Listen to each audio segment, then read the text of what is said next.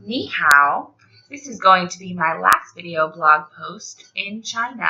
I have learned a whole lot, and it's definitely not enough to fit inside one small video blog post, but I would like to share with you a couple snippets of the things that I've learned. One is I've done a lot of writing in my writing journal, and I would like to share with you one of my favorite new writing posts. And this is one of the models that I use when teaching my students about plastic pollution. And it says, did you know that 100 million sea animals die each year from plastic pollution? Another one of my writing journal pages is about my high-speed ride trip to Shanghai. I took 2 train rides, one to Fuzhou and one to Shanghai. And this one I did on my way to Shanghai. And so this is the train ride that I took. And then I saw a whole bunch of big houses and small houses and little shacks. And I got to see the differences between the classes of people in China.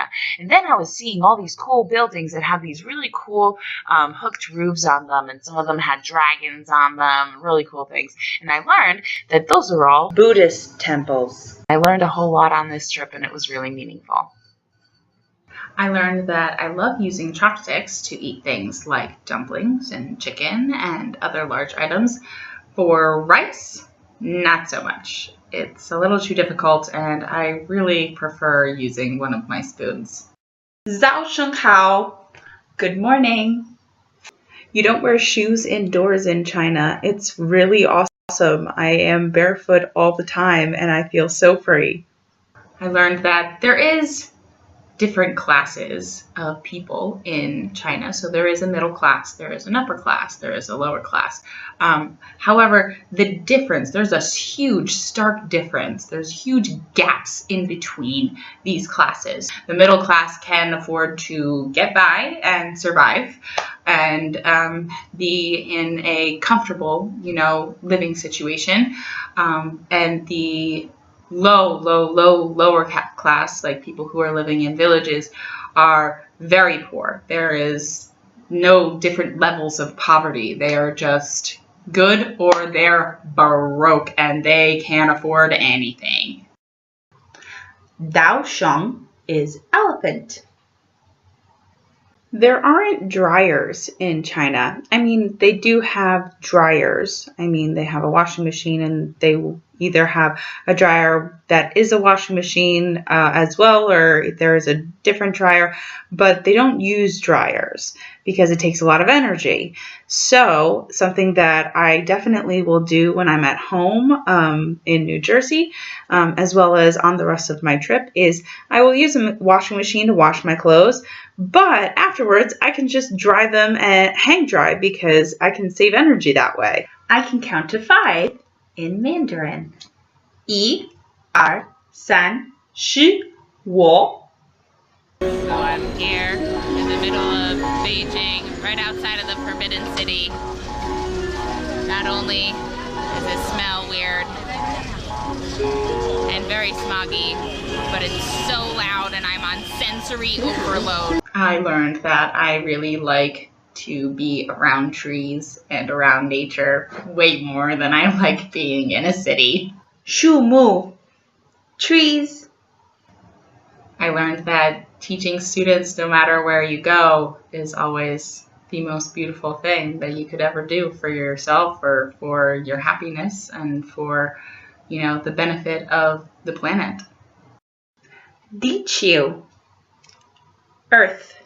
I learned about the different foods that I liked. I learned about a different way of living.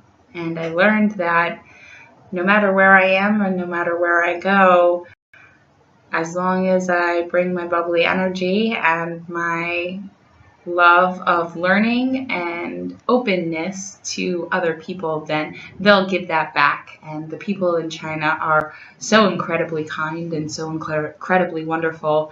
And I am just very grateful that I have this opportunity to go to this country and learn more about what they're doing to make the world, a better place. So since I've learned a lot, I hope that I have taught others how to help the environment. How have I helped you learn to help the earth? Well, it kind of starts off with a little bit of a story. How I like McDonald's. And in the past, when I've gone to McDonald's, they have the straw box that has the little clicker and the straw pops out. And I know that if I see a straw there already, that it's already been touched by lots of humans. And I'm not a germ freak, but I don't really need extra germs in my life. So I'm the guy that picks up those straws, throws them away, and then clicks to get a new one. Well, recently, I've been learning about zero waste. And the first step in zero waste is refuse. And the kids have been very adamant about, like, DT, don't use it, don't use it. And so just last night, I go to McDonald's again, and I see the straw box, and I ordered 2 drinks.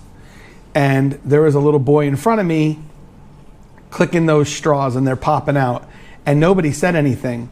And I realized at that moment, when this picture of a turtle wrapped in plastic from a video that Sarah had showed me popped into my mind, and I realized I'm going to refuse a straw tonight.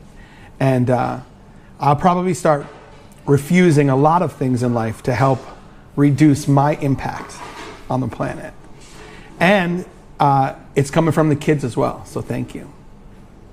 Shishan, thank you.